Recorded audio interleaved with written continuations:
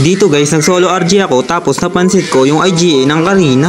At kaya dito sa game, kasi simula pa lang ganito na agad, sinabi ko, ikaw na naman Renzi? Nag-oo nga siya, kaya sinabi ko, hindi ka pa ba nadadala?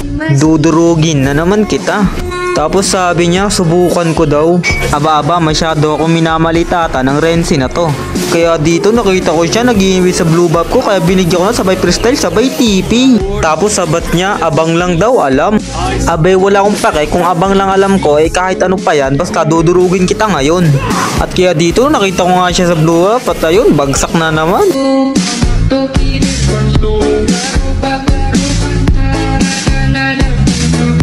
Tapos sabat niya, pinagbigyan niya lang daw ako, tapos mamaya siya sa akin. At hindi nga ako natinag sa sinabi niyang yun. Kaya dito, alam ko magtaturtle siya, kaya binigyan ko na, at ayun, bagsak.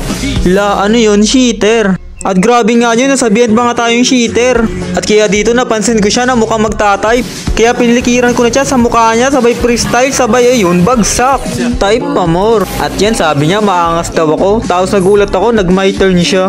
At tapos naman dito, kumukuha ko ng blue buff kasi ayaw kunin ng core namin. At tapos bigla siyang lumabas at grabe, nagulat ako sa damage niya.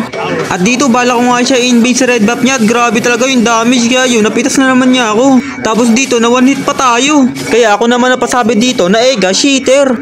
Tapos sabi niya kung masakit daw ba. Tapos dito, dadaan sana ako at bigla siyang lumabas at ayun, bagsak na naman. At dito mag red buff lang sana ako at putik.